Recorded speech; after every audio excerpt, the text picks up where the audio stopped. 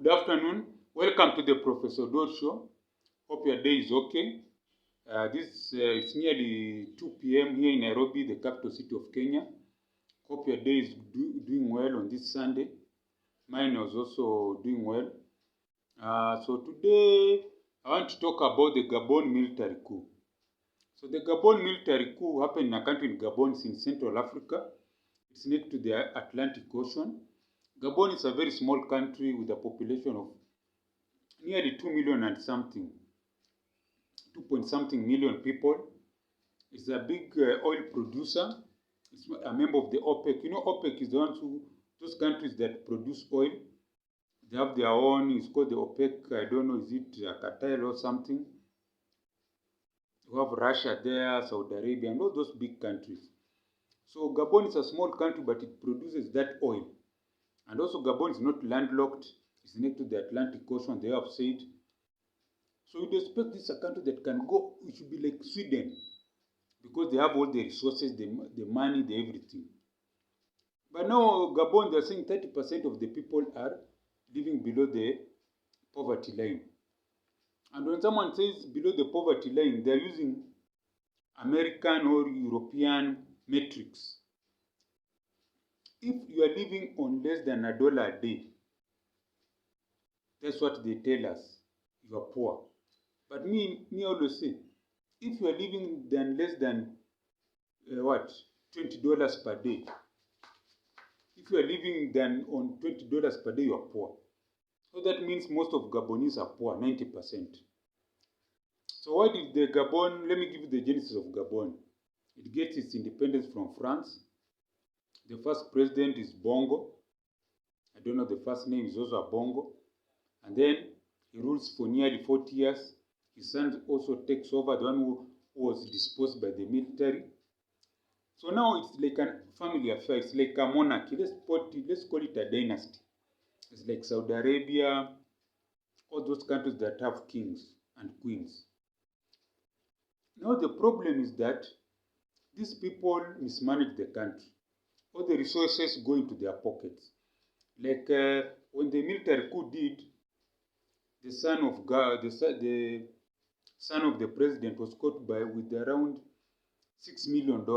That's like around $6 million in his suitcase. That is like pocket money. They were like walking around with big money. They have so many properties abroad, so he was running out that money in the house. You don't know even how much he has stashed abroad, maybe billions of dollars. So military coup was done, and the one who did the military coup was the head of the presidential, it's called presidential guard. They're the most well-equipped, they're the best trained. So the president, being selfish, ensures that the people who guard him are the most equipped, well-trained. They have the biggest, strong weapons, powerful weapons. Yet not knowing that the ones who are going to dispose him, they're going to remove him from power. You see, though he was selfish, he only thought about his security. He wanted the people protecting him to have powerful weapons, but the rest of the military have nothing. So what happened? The people who were supposed to protect him, they're the ones who did a coup on him. So this guy was sitting in his house, telling his people to make noise. Yes, they made noise. They went on the streets, danced, celebrated, and enjoyed being free from one family for 60 years. Me have a different view. If family had developed that country, ensured that people are living well, like Sweden. I like the Sweden model. It's a socialist country. Free education from nursery to university, free medical cover, and you can go to any hospital as long as you are a citizen of Sweden and be treated. Here in Africa, when someone has cancer, they have to do fundraise, go to India. But in that country, Sweden, if you have a terminal illness, the government takes over, pays for you, even has the best doctors, has everything. So that's why there was a military coup in Gabon. Most people are poor. The leaders are living like kings and queens. You see what I'm saying?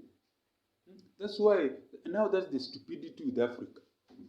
When you have a leader like that one of Gabon, he's there for many years, his family is there for many years. He only thinks of himself, he's more of a playboy, amasses wealth.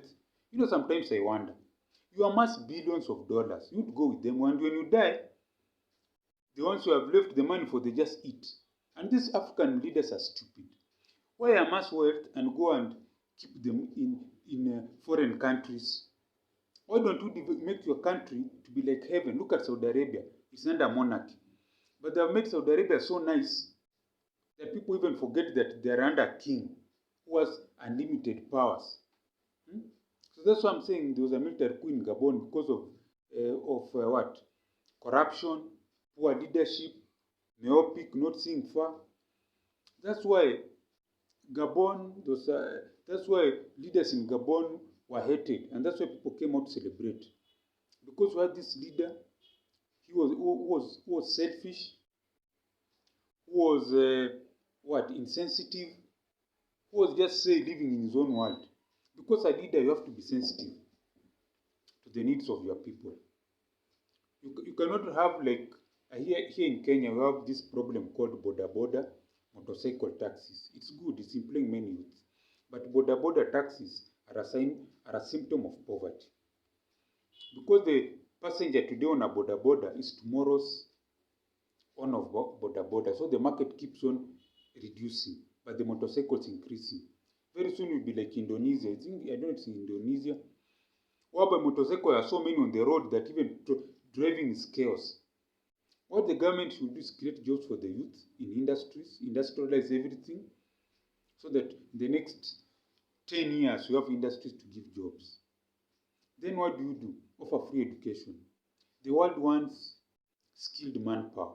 Yes, the so-called developed countries are automating, but there are some skills I've always repeated, things like masonry, things like culinary, things like dancing, arts, things like maybe beauty care, things like plumbing, which still require human beings, driving cars.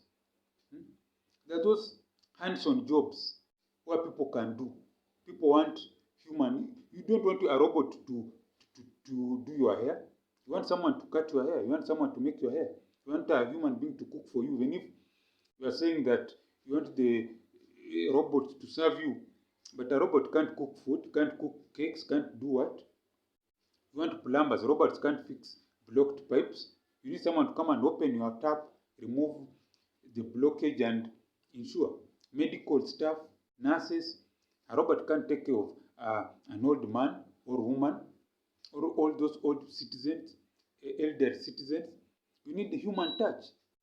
So that's why the Gabon military coup tells us that African leaders are not thinking. Education has to be totally free. So we have skilled manpower and we focus on those areas I've talked about, that where people really need. We need people in those areas: plumbing, masonry, culinary, nursing, medicine, beauty care. These are the areas that the world needs. Other areas are being automated. Like banking sector is now already automated. Don't you need to go to a bank? You can deal with your bank account in your phone. You can even, without even visiting a bank for a whole year, even 2 years, you can still operate your account. But if you want someone to cut your hair, you have to go to the barber shop. If you have to plait your hair, how to make your hair beautiful like women, you have to go someone to make your hair, do pedicure, manicure, all those things women love. So there are many areas that human beings are needed, still needed. And that's where Africa should focus. We train we educate our youth for free, we train them for free, and then we have enough manpower here and also to export. So that when they go to foreign countries, they don't become just maids and being beaten. They go there skilled people with contracts. They bring back money in Africa, and then they develop. That's why the Gabon military coup was there, because the leaders are myopic. They don't care about the next generation. So in fact, most of those officers in the army, the ones who did the military coup, are below 30. Youths, young. They have lost hope. Now they are saying, let's change. I just want to wish the best to Gabon, and I hope your leaders will see things the way I'm seeing. These things I talk here, if the government in Africa just took 30%. In the next 10 years, Africa will be like South Korea or Taiwan. Just 30% of what I say. But their government is about making money and stupidity. So this is the Professor Dor Show. Please subscribe to my channel. If you like what I'm saying, you can support this channel through the mobile phone in my description.